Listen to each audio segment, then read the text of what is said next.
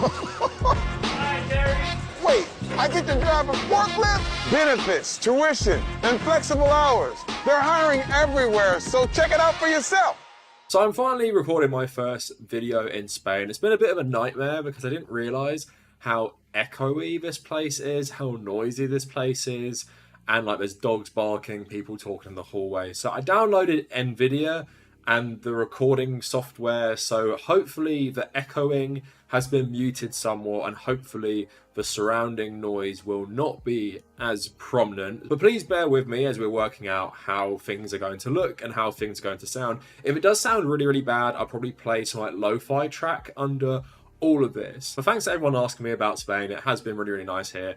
I don't really drink beer, but because they have Radler of everything, which they don't have in the UK anymore, I have been having a few, and because it's like 40 cents per can, it'd kind of be rude not to have any. But you guys know I love a good cancelling. Last year, I cancelled Mr. Beast multiple times, and I cancelled Chris Pratt. Now, a lot of you guys would say, Kavernacle, you didn't cancel anyone. Well, did you guys notice, after I made the videos on Mr. Beast and Chris Pratt, loads of people started tweeting about how bad these people were? I started a cancel movement that effectively cancelled those people. And now today, my Cavernacle arc is focusing on Terry Crews, the famous actor, most famous for Brooklyn Nine-Nine, and also very, very famous for his Me Too moment, which we're going to discuss. But he has very, very problematic takes, culminating in November, him doing Amazon propaganda during all the scandals coming out about Amazon. So in the video, we're going to talk about Terry Crews, we're going to talk about his activism for the Me Too cause, before getting into a lot of his controversies, and hopefully will effectively cancel another celebrity. Anyway, before I go further, please consider becoming a patron to my channel. And thanks so much for the recent support on Patreon. The benefits are getting into the private Discord server and getting my Nintendo Switch friend code. Also, if you want to follow me on social media at the Kavernacle on Twitter and Instagram, please go and check out my second channel, the Kavernacle Extra, mainly for live stream archives, although I might try and do something with it this year a bit different. Also, let me know what you guys think about YouTube memberships. I haven't actually turned it on for my channel because I don't know if any of you guys actually want that, but I know a lot of you like the live streams and maybe you want some more like prominence in the stream chat. So let me know in the comments, are you subscribed to anyone on YouTube memberships? So most of you won't need me to describe to you who Terry Crews is. Terry Crews is of course first an NFL football player, not like the best ever, played I think like 25 games or something in the NFL, so nothing to sneeze at all, a decent career. And then he pursued a career in Hollywood. Now of course he's famous for things like White Chicks and other films like The Expendables, but I feel like what he is most famous for now is Brooklyn Nine-Nine. And despite like loving The Lonely Island growing up, and I know they are all involved in this show, I never really found the show that funny. I think as I've gotten older, I've really gone off American comedies. I used to love The Office growing up, but I really have not watched that in about 10 years at this point. He was also like the face of things like Crackdown 3. So all in all, he's had a pretty successful career. Not the most, famous actor ever, but he is one that is pretty well loved, especially for Brooklyn Nine-Nine. Now, personally, I don't really like him as an actor, but I did have a lot of respect for him for being a part of the Me Too movement and trying to also get men to open up about the predatory abuses in Hollywood. So I just want to read some of his quotes for you and talk about like why I respect him in this regard. So The Guardian back in October 2017, Terry Crews, I was assaulted by a Hollywood executive, and he did a big tweet thread about it. So he said, this whole thing with Harvey Weinstein has given me PTSD. Why? Because this kind of thing happened to me. My wife and I were at a Hollywood function last year, and a high-level Hollywood executive came over to me and groped me. Jumping back, I said, what are you doing? My wife saw everything, and we looked at him like he was crazy. He just grinned like a jerk. I was going to kick his ass right there, but then I thought twice about how the whole thing would appear. 240-pound black man stomps out Hollywood honcho will be the headline the next day. Only I probably wouldn't have been able to read it because I would have been in jail, so he left. That night and the next day, I talked to everyone and I knew that worked with him about what happened. He called me the next day with an apology, but never really explained why he did what he did. I decided not to take it further because I didn't want to be ostracized. Par for the course when the predator has the power and influence. I let it go, and I understand why many women who this happens to let it go. Who's going to believe you? Few. What are the repercussions? Many. Do you want to work again? Yes. Are you prepared to be ostracized? No. I love what I do, but it's a shame and the height of a disappointment when someone tries to take advantage of you like that. He knows who he is, but sometimes you have to wait and compare notes with others who've been victimized in order to gain a position of strength. I understand and empathize with those who have remained silent, but Harvey Weinstein is not the only perpetrator. Hollywood is not the only business where this happens, and to the casualties of this behavior, you are not alone. Hopefully me coming forward with my story will deter a predator and encourage someone who feels hopeless. So massive respect to him for that, but he also spoke to the Senate Judiciary Committee about proposed legislation called the Assault Survivors Bill of Rights. So the actor and former NFL player condemned toxic masculinity while speaking before the committee, going on to say, I am an actor, author, former athlete, advocate, and a survivor of assault. Hollywood definitely has been a problem area simply because so many people who view this as a dream, and what happens is someone has power over these dreams. You get tricked into thinking that this type of behavior is expected, that it's part of the job, but this harassment abuse is part of your job description. I wanted these survivors to know that I believe them, I support them, and this has happened to me too. What happened to me has happened to many other men in Hollywood, and since I've come forward with my story, I've had thousands and thousands of men come to me and say, me too, this is my story, but I did not have the confidence or I did not feel safe enough to come out, because what happens is you get blacklisted, your career is in danger, and after that, no one wants to work with you. To underscore his point, Crews revealed that he will not appear in the upcoming Expendables 4, simply because this same producer is under his own investigation, abusers protect abusers, and this one thing I had to decide whether I was going to draw the line, am I going to be part of this, or am I going to take a stand? And there are projects that I had to turn down. So I have nothing but respect for him for coming out with his own story, because especially when you're someone who is like the height of masculinity for some people, you're a former NFL pro footballer, and you're an actor who's insanely ripped and jacked, and in this toxic masculinity environment, coming out and saying this can be like a big risk to your career, or maybe changing the way people feel about you, of course,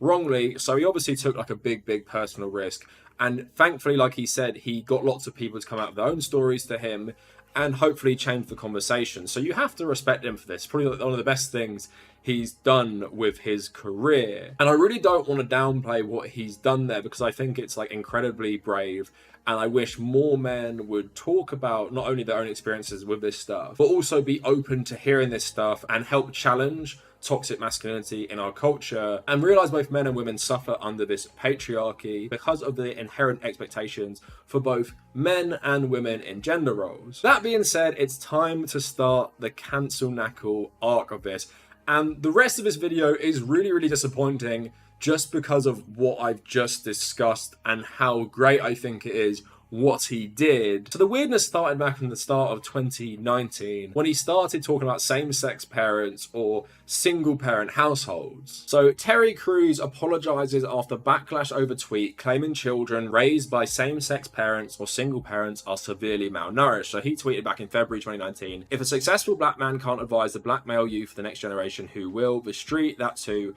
Why does Obama scold black boys? Another thing that bothers me is that this op-ed was written by a woman about how boys should be taught to grow into successful young men. How would she know men need to hold other men accountable? And then responding to some comments, he said, I've reiterated many times that same-sex couples and single parents can successfully raise a child, but I believe paternal and maternal love are like vitamins and minerals to humanity. No matter where you get that maternal love, my purpose is to give paternal love. Someone responded, love is not gendered. A child will not starve with only one gender loving them.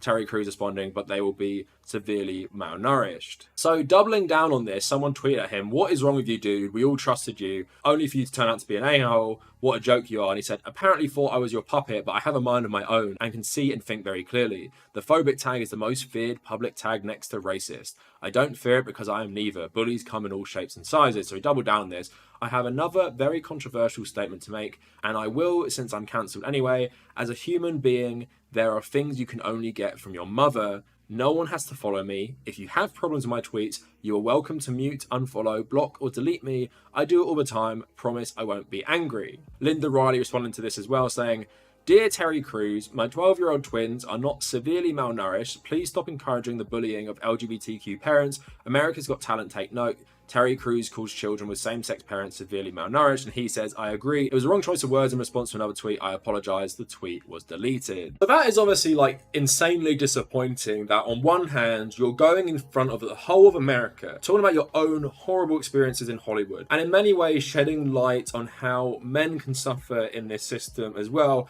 only to turn around and say that all children need a mother and a father. They need a male and a female to raise them, or they will be severely malnourished. Again, it's very, very disappointing that he cannot connect the kind of two issues of being the victims of this patriarchal system where men cannot speak out about being assaulted in the way he was, and there are enforced gender norms and gender roles on people. These things are very connected, but it's disappointing he cannot see this. And obviously he doubled down on this a lot, and that makes me feel like he does very much believe this, despite the fact he said he was like largely sorry about it. Again, I do not really believe it, especially because there are more things coming up where he tries to be like this weird contrarian all the time, or just add his voice to a conversation that isn't needed at this time and is actually damaging. So another scandal came from America's Got Talent, which he hosted. So this is back in early 2020, not a good year for Terry Crews. So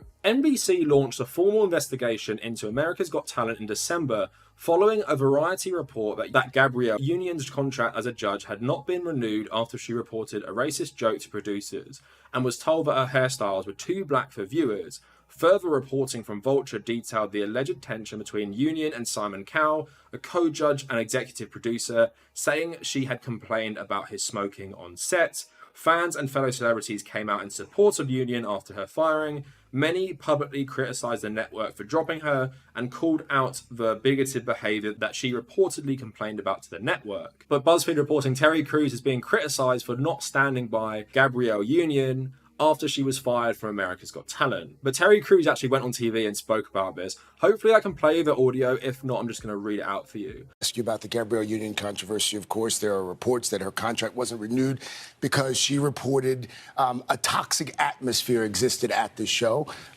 You're at the show. Is there a toxic atmosphere? First of all, I can't speak for sexism because I'm not a woman, but I can't speak on behalf of any racism comments. That was never my experience on America's Got Talent. In fact, it was the most diverse place I have ever been in my 20 years of entertainment. The top 10 acts were Asian, women, older, younger, black, white. It was everything in the gamut. Now, I have to say this, too. When you look at what the allegations are about, it was given by an unnamed source.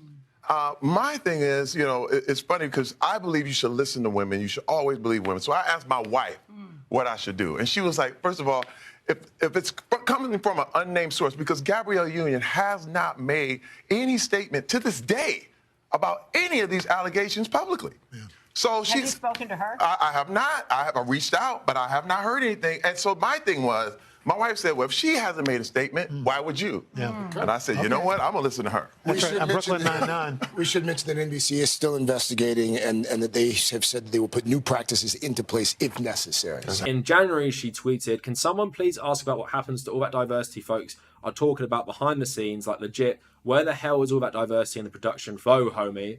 In the decision-making ranks, who controls the fate of diversity in front of the camera? And Mark Lamont Hill saying, if Terry Crews wanted to protect his own interests by remaining silent and not supporting Gabrielle Union, it would have been merely unprincipled, but the fact that he actively contradicts her claims when he could have just said nothing is deplorable. So you're going to sense a pattern that Terry Crews says a lot of awful stuff and then backtracks. So he said this, I want to make further amends with black women, and in particular Gabrielle Union, for not recognising the privilege I have, especially in the workplace, and adding this fact to my earlier apology, he said in a Twitter post, but I also see that I am privileged as a man in a society that also has sexism built in. This privilege carries over into my community as a black man in a relationship with a black woman.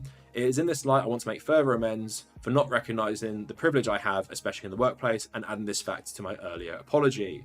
So these controversies all link nicely together at this point because it's very, very focused on sexism, the patriarchy, and gender roles. And again, it's further disappointment from everyone that Terry Crews, who did such a great thing, continues to be a contrarian, saying he can't speak about sexism because he's a man, basically undermine any allegations of racism and sexism coming from a woman who was, working on the same show as him. And again, it's not a one-off. He made those comments about, a mother and a father, and then he does stuff like this. Yes, thankfully, he apologized, but remember, this was in early 2020. Now we're moving on. What did Terry Crews think about Black Lives Matter during the massive Black Lives Matter protest, where you needed basically all the support you could because you had these massive protests and the police coming in really heavy-handedly, making America look like Mubarak's Egypt in 2011. That's the level of violence they were using here. But Terry Crews' problem was Black Lives Matter might be going too far. They're actually promoting Black lives over everyone else. Is that really what anyone's concerned about, unless you're a really weird conservative? When you see the news footage from summer 2020 in America, on the 30th of June, he said, "If you're a child of God, you are my brother and sister. I have a family of every race, creed, and ideology. We must ensure Black Lives Matter doesn't morph into Black Lives Better." Like, who was concerned about this apart from really hard right Republicans in America at this moment? So he went on to tweet in July, "Are all white people bad? No. Are all black people good? No. Knowing this reality, I stand on my decision to unite with good people, no matter the race, creed, or ideology. Given the number of threats against the decision, I also decided to die on this hill." So someone replying to him, "I love you as a friend, Brother Terry, but I disagree with you 100%. No such thing as black supremacy. That is a tactic that racist whites use to counteract our rebellion to the horrific treatment of us. It's called gaslighting. Black pride isn't anti-white." And he says, "I agree. I'm not discussing white people here. There are gatekeepers of blackness within our own community who decide who's black and who's not. I have often been called out for not being black enough. How can that be?" So he also tweeted, "Defeating white supremacy without white people creates black supremacy. What? Equality is the truth. Like it or not, we are all in this together." Again, very, very misinformed. So Martin Luther King's daughter wrote to him and said, "We're so far from that bridge, Terry. Black Lives Matter is in part a rallying cry and a protest slogan to galvanize people into doing the justice work needed to derail the death, dehumanization, and destruction of black lives that racism causes. Justice is not a competition." So it's pretty clear Terry likes to think of himself as some sort of free thinker, and he's going to die on the hill. Black Lives Matter somehow lead to some sort of black supremacy. Now, he actually went on Don Lemon's show to talk about this, and it was actually really, really awkward because Don Lemon is obviously so done with Terry Crews. Listen, I understand what you're saying. I totally understand. It is about police brutality. That should never be accepted. Yeah. I am not saying that that's not it, but there's more there. Okay. And when I look at, if they have more on their agenda, we need to ask them about what else is on that agenda other than police brutality. And that's all I'm doing. Questioning, warning, watching. And if that bothers you, now that bothers me. Because if I can't warn you, we are equal. If we're equal, I should be able to say something. Terry Crews is not wrong in saying that Black Lives Matter do have an agenda that goes beyond ending racism in the United States. There is an organization, Black Lives Matter, that advocates for a lot of things like Palestinian solidarity and things like that. But even if you have concerns about that, right? Not that you should, in my opinion, but even if you have concerns about that, would this moment in American history, June, July 2020, is that really the moment to be talking about this? Is it really the moment for you to use your platform to start talking about how Black Lives Matter promotes supremacy in America, when it clearly doesn't, when so many of the protests across America were clearly attended by a very, very diverse group of people, and there was only one major group of people who were shouting them down and calling them supremacist? It was Republicans in America. Mainly white Republicans. So he's insanely misguided, but he just seems to be, I don't know, a weird contrarian. Why did you bring that up there? Why are you contradicting claims about, harassment, bigotry, and everything at your old job, America's Got Talent? And it's a really weird one for me because he has been controversial. He said something about the Me Too movement and his own abuse suffered in Hollywood, and, massive credit to him, but that's controversial. That can threaten your career. But then on the other end of the spectrum, it seems like he's doing other things to sustain his career. It's very, very weird. I don't know if this guy just kind of lives in his own world and doesn't understand the realities of many political issues, or he's just doing it for a paycheck. Speaking of paycheck, let's move on to probably one of the worst things he's done is doing propaganda for Amazon. Now, this wasn't doing propaganda for Amazon like 10 years ago before it had been completely embroiled in scandals. Very, very well-known abuse of its workers. If I say peeing in a bottle, that is synonymous now with being like an Amazon worker because it's been so well documented. You have to be completely blind to miss this. Now, once again, Terry Crews is actually going to double down and talk about why he was right, basically, to do this Amazon ad. But if you somehow missed it, here is Terry Crews running around an Amazon warehouse, making it look like the best place to work ever. We're here. I heard Amazon was hiring a bajillion people and thought I'd take a look for myself. Do you have to go with the arrow up? Yeah. The arrow up. So Amazon does pay for tuition? Yep. So what do you think my major should be? Hi, Savannah. Hi, Terry. Wait, I get to drive a forklift? Benefits, tuition, and flexible hours. They're hiring everywhere, so check it out for yourself. We're here. I heard Amazon was hiring a bajillion people and thought I'd take a look for myself. Do you have to go with the arrow up? Yeah. The arrow up. So Amazon does pay for tuition? Yep. So what do you think my major should be? Hi, Savannah. Hi, Terry.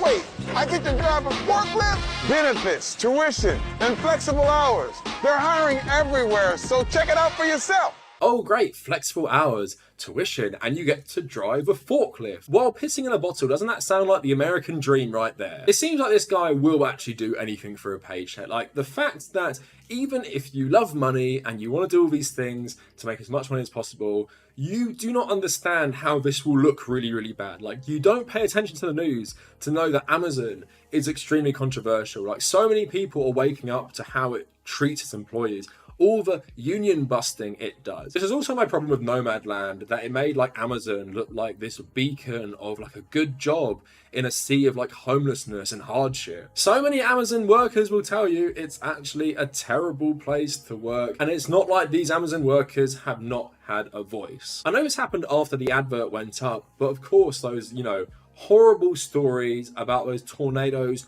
ripping apart Amazon warehouses where workers were told to stay behind and they died at their horrible job. And you saw that awful text, that woman texting her husband asking like why he can't come home. Again, totally disgusting corporation, one of many in America, which already has awful workers' rights. But now let's get into Terry Crews' really weird justification on why he did this advert. So on his Reddit, he posted this Amazon ad response 56 days ago. This statement is a response to my Amazon ad controversy. I understand there are a few people disappointed in my decision to act as a spokesman for the company's seasonal hiring initiative.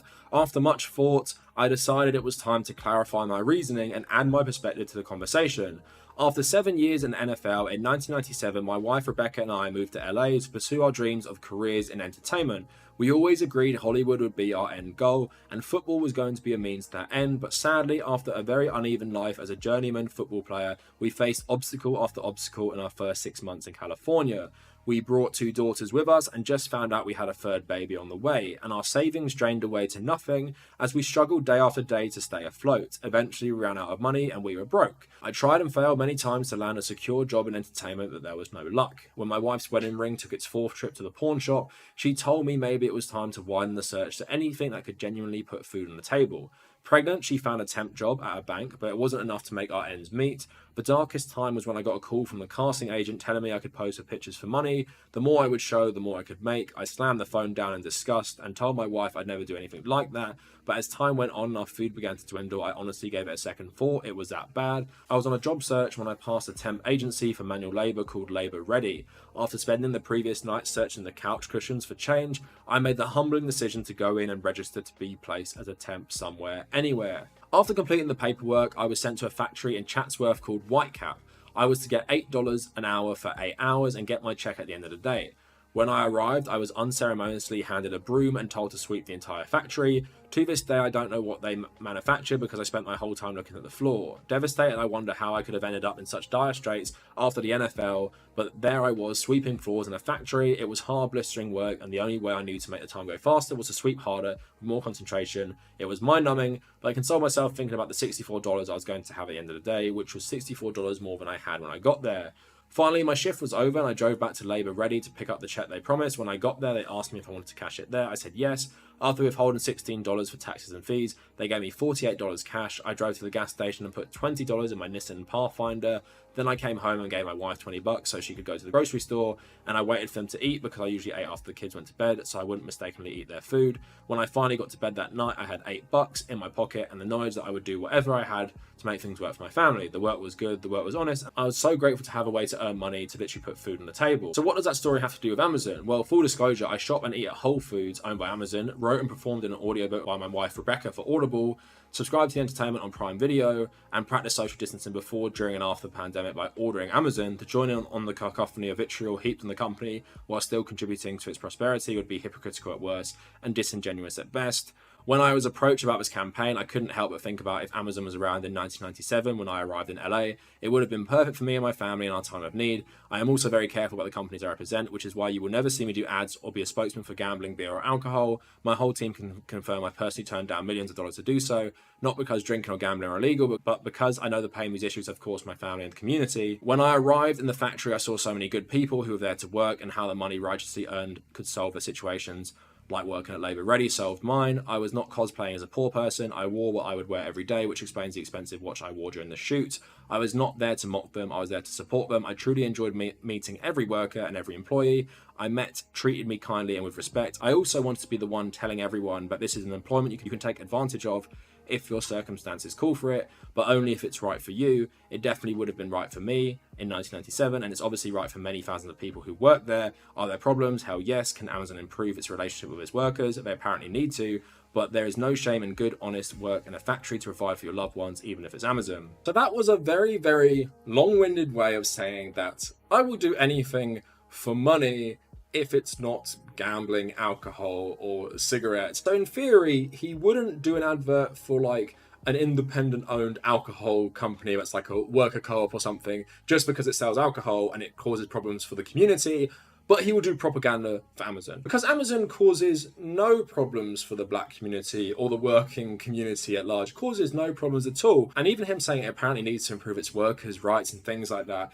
is totally crazy, because it's like, just type in Amazon worker abuses and also all of those people might have been happy to see you because they were told by their bosses, oh, Terry Crews is coming in today. So I want everyone to be happy. And if they started telling Terry Crews about how awful it is to work there, do you think they would work there much longer? And also the tone of his story about struggling to make ends meet and everything. It seemed like for me the whole thing that he's basically saying like, oh, this is so demeaning, I shouldn't have to do this, before saying he was grateful for the job. Well, you've struggled like a lot of those people have at Amazon. Just because Amazon would treat you maybe slightly better than that awful company you worked for, you know the struggle of so many people who have to work for Amazon. These people do not choose to work for Amazon. Most people have to work and they have to put up with awful abuse. Seriously, go on the anti-work subreddit and type in Amazon. You will read 1,000 different awful stories. So this excuse from Terry Crews is so ridiculous, and basically saying that because I live in a society and I watch Amazon Prime and order some things on Amazon,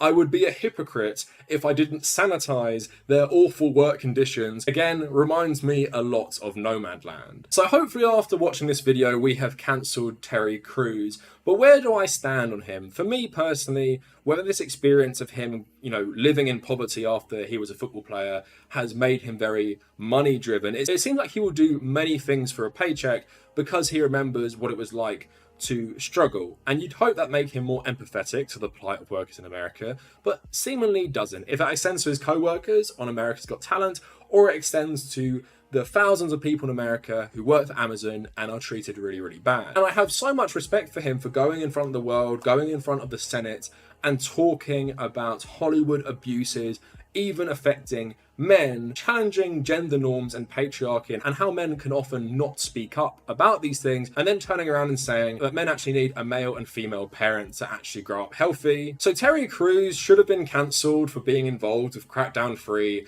but after this video, he is now cancelled. So that is it for the video. We have got the first one that I filmed in Spain out the way. Please let me know what you think of the new setup. Please let me know what you think of the new audio. Give me any tips to improve the video at all. Please like the video, subscribe to the channel. If you want to follow me on social media, at the Kavernacle on Twitter and Instagram. Please check out my Patreon if you're interested. Come join our communities on my subreddit and my Discord. And if you made it this far, thank you for watching.